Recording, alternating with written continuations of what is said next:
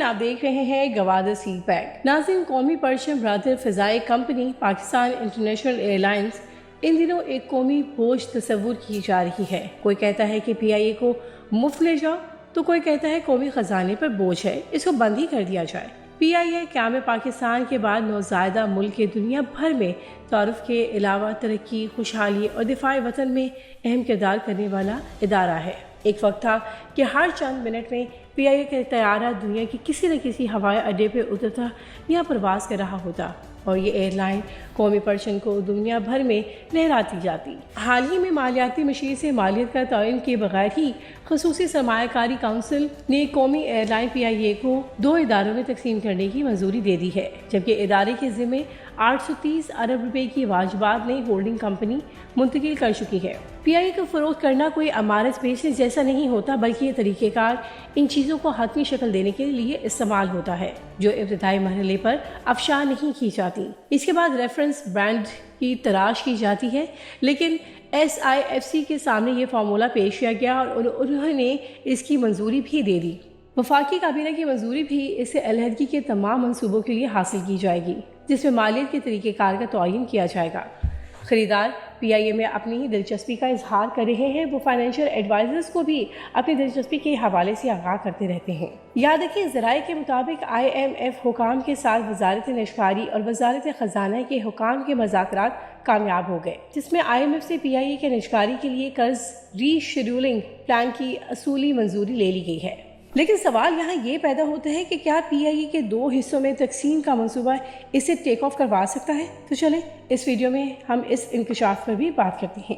ناظرین، منصوبے کے مطابق قومی ایئر لائن کو پی آئی اے 1 اور پی آئی اے 2 میں تقسیم کیا جائے گا۔ ایک حصے میں کمپنی کے تمام فعال اور قابل منافع شعبوں کو تقسیم کیا جائے گا، جبکہ دوسرے حصے میں ناکام اور نقصان دینے والے شعبے اور ملازمین شامل ہوں گے۔ منافع بخش شعبوں میں طیارے، عمارتیں، اثاثے اور اہم امور انجام دینے والے اہل ملازمین، مارکیٹنگ اور تربیت کے معاملات شامل ہوں گے۔ پی آئی کے دوسرے حصے میں، جس کو بتدریج ختم کیا جا رہا ہے، قرضوں کے معاملات، ناکارہ مشینری، غیر فائدہ مند فلائٹ کچن، پی آئی اے کی ذیلی غیر منافع بخش کمپنیاں، ایئرپورٹ سروسز اور ایئرپورٹ گراؤنڈ سروسز جیسے معاملات شامل ہیں۔ ان میں قرضوں کا معاملہ سب سے اہم ہے، کیونکہ اس وقت پی آئی اے کے ذمہ تقریباً 750 ارب روپے کے قرضے ہیں، جن میں ہر سال مزید اضافہ ہو رہا ہے، اور یہ صرف ایئر لائن ٹیک آف میں بڑی رکاوٹ ہے۔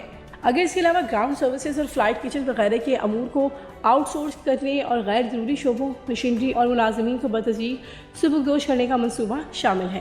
تاہم سوال یہ پیدا ہوتا ہے کہ کیا یہ منصوبہ قابل عمل ہے، کیونکہ اس سے پہلے بھی متعدد بار پی آئی اے کی بحالی کے لیے متعدد تجاویز سامنے آ چکی ہیں، اور اس میں سے کوئی بھی تجویز پاکستان کی قومی ایئر لائن کو بحرانوں سے نہیں نکال سکی۔ پی آئی اے کو منافع بخش بنانے کے لیے اس کی تقسیم نہیں، بلکہ پیشہ ورانہ قیادت کی ضرورت ہے، جو آج کے ایئر لائن کی کاروبار کی مہارت رکھتی ہو اور اسے پتہ ہو کہ دنیا کی بڑی کامیاب ایئر لائنز کیسے کاروبار کر رہی ہیں۔ اسی طرح یہ کئی منصوبے پہلے بھی بنائے جا چکے ہیں، لیکن وہ اس لیے کامیاب نہیں ہو سکے کہ انتظامیہ میں ان پر اس طریقے سے عمل درآمد نہیں کروا سکی جس طرح ان کی روح کی ضرورت تھی۔ اس وقت بڑی وجہ یہ ہے کہ پی آئی اے کی قیادت مارکیٹ کے تقاضوں سے منبرہ ہو سکتی ہے، اور اس کے نزدیک کمرشل کاروبار سے زیادہ حکومتوں کی خوشنودی اہم ہوتی ہے۔ پی آئی اے کے مسائل کی جڑ اس کے اسٹرکچر سے زیادہ سیاسی یا فوجی تعیناتی ہیں۔